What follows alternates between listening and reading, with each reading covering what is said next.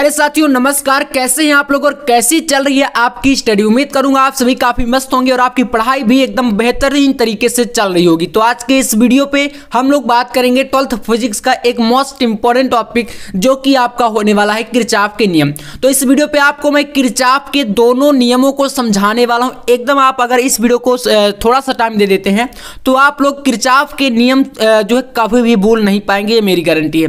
तो चलिए शुरू करते हैं। सबसे पहले देखिए आपका प्रथम नियम, यहां पर किरचॉफ ने दो नियम दिए थे, ठीक है ना। तो अब इसमें पहला नियम जो होता है इसको बोलते हैं धारा नियम भी बोला जाता है, संधि नियम, ठीक है ना। क्योंकि इसमें एक प्रकार से संधि होती है जो कि धाराओं का योग जो है बताया जाता है इसमें। तो यहां पर देखते हैं इसमें क्या होता है, पहले इसकी परिभाषा को समझिए। तो कहा गया है कि किसी विद्युत परिपथ में, कोई विद्युत परिपथ है, ठीक है ना, विद्युत परिपथ तो आप जानते हैं। तो अगर किसी विद्युत परिपथ में किसी भी संधि पर मिलने वाली समस्त धाराओं का बीजगणितीय योग शून्य होता है। अब ध्यान दीजिएगा, इससे एक न्यूमेरिकल क्वेश्चन भी बोर्ड एग्जाम में आपके आता है, ठीक है। वो न्यूमेरिकल क्वेश्चन मैं आपको जल्द ही कराने वाला हूं जब हम लोग न्यूमेरिकल का क्लास करेंगे। अभी तो हम खैर यहाँ पर नियम पढ़ रहे हैं, ठीक है ना।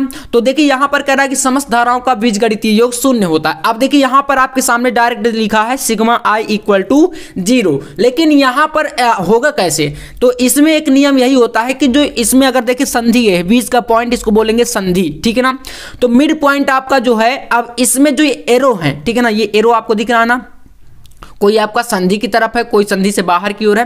तो देखिए जो संधि की ओर इंगित कर रहा है, ठीक है ना, तो वो धारा आप लोग धनात्मक लेंगे और जो संधि से बाहर की ओर जा रहा है उनको ऋणात्मक लेंगे, ये ध्यान देना है। अब अगर जैसे I1 I2 I3 तीनों क्या है, ये संधि की ओर आ रहा है तो इनको पॉजिटिव यानी धनात्मक लेंगे। तो इसीलिए यहाँ पर I1 plus I2 plus I3 ये सभी देखिए प्लस लिए हैं। फिर इसके बाद I4 बाहर की तरफ, I5 बाहर की तरफ, तो इसलिए इन दोनों को नेगेटिव कर दिए। और कह रहा है कि सभी का जो योग होगा पूरा का पूरा वो 0 के बराबर होता है। तो इसको आप इस प्रकार से भी लिख सकते हैं। और आप अगर अगला स्टेप भी करना चाहते हो तो यहां पर देखिए क्या कर सकते हैं आप लोग, इसको कर सकते हैं I1 plus I2 plus I3। अब अगर इसको चाहेंगे हम लोग तो यहां पर I4 को उधर ले जाएंगे तो यहां पर हो जाएगा I4 और ये भी आप जब उधर जाएगा तो प्लस I5, इस प्रकार से आ जाएगा, है ना। तो मतलब मेन आपका यही सूत्र है और आप इसको इस प्रकार से भी लिख सकते हैं। अब ये तो हुआ प्रथम नियम, बस इतना ही पढ़ना है आपको किरचॉफ के प्रथम नियम में, ठीक है ना। इससे ज्यादा आपका नहीं आएगा। न्यूमेरिकल जो है वो आता है और न्यूमेरिकल को मैं आपको बता ही रहा हूं कि न्यूमेरिकल हम लोग नेक्स्ट क्लास में कर लेंगे, ठीक है ना, जब न्यूमेरिकल का आपका प्रॉपर वीडियो आएगा। अब देखिए दूसरा नियम, किरचॉफ का सेकंड नियम क्या कहता है इसको समझिए। इसको देखिए वोल्टता नियम भी कहा जाता है। ध्यान दीजिएगा, काफी सारे बच्चे कंफ्यूज हो जाते हैं कि अगर ऐसे क्वेश्चन बीच से पूछ लिया कि भैया वोल्टता नियम बताइए, तो आप सोचेंगे यार वोल्टता नियम हमने तो पढ़ा ही नहीं है। तो ध्यान दीजिएगा, इसका किरचॉफ के द्वितीय नियम को कहते हैं वोल्टता का नियम। तो ये नियम क्या कहता है, इसको पढ़ने के लिए थोड़ा सा आप लोग चित्र में आएंगे, ठीक है ना। तो यहां पर देख सकते हैं ये आपके सामने एक डायग्राम है। अब इस चित्र में देखिए यहां पर आपके सामने दो, यहां पर देखिए बैटरियां हैं, ठीक है ना, यानी कि E1 और E2 ये आपके दो सेल हैं या बैटरी हैं। अब इसमें अगर देखें हम लोग तो यहां पर एक प्रतिरोध आपका इस परिपथ में जोड़ा गया R1, यहां पर एक प्रतिरोध है R2 और एक प्रतिरोध है R3। तो ये आपके तीन जो है प्रतिरोध यहां पर समांतर क्रम में है, ठीक है ना। अब इसमें देखें तो यहां पर पहले जो बंद पास है, क्योंकि अगर आप इसको देखें जो यहां पर इस प्रकार से ये सर्किल टाइप से घुमा है, तो ये आपके पास दो बॉक्स हैं। पहला आपका ऊपर वाला ये बंद पास हो गया, दूसरा ये आपके पास नीचे है, ठीक है ना। अब इसमें अगर देखें तो पहले में I1 धारा प्रवाहित हो रही है और जिसकी दिशा आप देखें तो यहां पर इस तरफ से दिशा यहां पर है इस प्रकार से, ठीक ना, इधर से यहां से इधर की ओर, ठीक है। और अगर आप देखें यहां पर दूसरे वाले बंद पास में तो यहां पर आपकी इसमें जो आपका दूसरा सेल है E2, इसमें आपकी धारा क्या है, I2 है। और यहां पर आपकी प्रॉपर दोनों धाराओं का योग देख सकते हैं, तीसरी परिपथ में I1 प्लस I2 है। अब इसमें कह क्या रहा है नियम, उसको समझिए।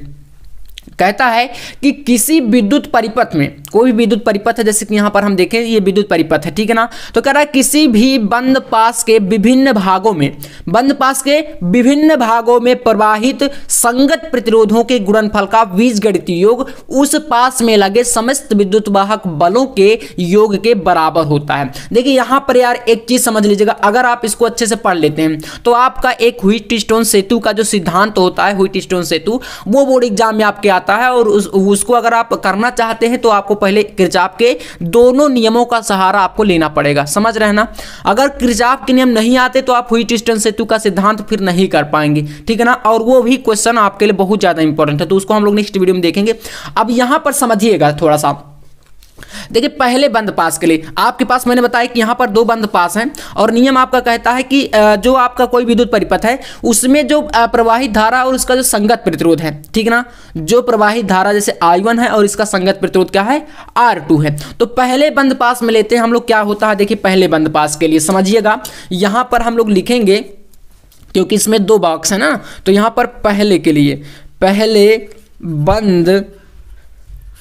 बंद पास में, ठीक है ना, ऊपर वाले में। तो पहले बंद पास में देखिए क्या होगा, यहां पर आइए इसमें संगत प्रतिरोध और यहां पर संगत धारा I1 और R1 है, ठीक है ना। इसमें कहा गया इसी प्रकार से नियम कहता है। तो देखिए यहां पर आप क्या लेंगे, I1 इंटू R1, इन दोनों का कह रहा ना गुणनफल करेंगे, क्योंकि यहां पर कह रहा था कि संगत प्रतिरोधों के गुणनफलों का बीजगणितीय योग, जो धारा है और उसका संगत प्रतिरोध, इन दोनों का गुणनफल का बीजगणितीय योग उस पास में लगे विद्युत वाहक बल के बराबर होता है। तो यहां पर देखिए आप लोग क्या करेंगे, अब इसमें देखिए यहां पर आपका ये जो धारा की दिशा इधर की ओर है, अब यहां से अगर आएंगे तो दूसरे पास में अगर इधर चलेंगे, क्योंकि ये आपका इस तरफ से चलना है, ठीक है ना।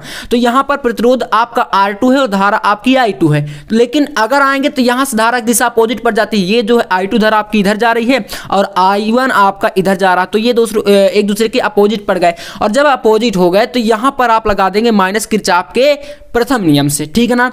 मैंने बताया ना कि अगर वो अपोजिट हो जाएगा तो वहां पर फिर माइनस लग जाएगा। तो यहां पर आपका बनेगा क्या, I2 और संगत प्रतिरोध इसका क्या है R2 इक्वल टू, यहां पर कह रहा है कि विद्युत वाहक बलों के योग के बराबर हो। तो यहां पर विद्युत वाहक बल भी आपके देखिए ये आपका इधर से इधर की ओर है और ये आपका इधर की ओर, तो ये भी अपोजिट पड़ गया, तो E1 माइनस E2 हो जाएगा। तो ये बना E1 पहला वाला और माइनस दूसरा E2, ठीक है, इतना समझ गए। नेक्स्ट अगर देखें हम लोग तो ये आपका पहले बंद पास के लिए, ये जो आपका पहला यहां से इस प्रकार से ये पहले बंद पास के लिए है। अब आते हैं दूसरे वाले में, तो दूसरे बंद पास में अगर इसी प्रकार से आप देखेंगे तो लिखेंगे यहां पर दूसरे बंद पास में, थोड़ा सा समझ लेना है आपको बस, इसके बाद आप भूल नहीं पाएंगे। दूसरे देखिए यहां पर लिखेंगे दूसरे बंद पास में, तो अब देखिए दूसरे बंद पास में क्या होता है। दूसरे बंद पास में अगर देखें तो यहां से आपको इसकी दिशा ज्ञात करनी है, इधर से स्टार्ट करना है, यहां से इस प्रतिरोध से और धारा से, और फिर आपको यहां से यहीं पर आ जाना है, ठीक है ना। ये तो चलिए यहां पर I2 और क्या है R2 संगत प्रतिरोध और धारा, तो यहां पर लिखेंगे I2 और इंटू R2, क्योंकि दोनों का कह रहा है गुणनफल धारा और प्रतिरोध का। फिर यहां पर देखिए माइनस लगा के प्लस, तो अब आइए धारा इधर से चल रही है और ये देखिए ये वाली जो धारा है दोनों का ऐड, ये भी इधर की ओर है, तो भैया दोनों की दिशा सेम है तो प्लस लगाएंगे, ठीक है ना। तो यहां पर लगेगा प्लस और यहां पर धारा क्या है, तो आपकी धारा है I1 प्लस I2 और यहां पर इसका संगत प्रतिरोध क्या है R3 है, तो इसका प्रतिरोध हो जाएगा इनटू में R3। और कह रहा है फिर आपको वही नियम लगाना है, इन दोनों का जो है विद्युत वाहक बल का योग होता है, तो विद्युत वाहक बल यहां पर ओनली आपका E2 है इसमें, तो इक्वल टू कर देंगे यहां पर E2। बस आपको यही दो नियम ज्ञात करने, इस प्रकार से होता है आपका, यहां पर देख सकते हैं किरचॉफ का दूसरा नियम, ठीक है ना। तो उम्मीद करूंगा आप लोग इसको समझ गए होंगे। नेक्स्ट वीडियो में हम लोग यहां पर व्हीटस्टोन सेतु को भी करेंगे, ठीक है ना। तो चैनल पर आए तो सब्सक्राइब प्लीज कर लीजिएगा और वीडियो को लाइक भी कर दीजिएगा। मिलते हैं नेक्स्ट वीडियो में, तब तक के लिए जय हिंद, वंदे मातरम।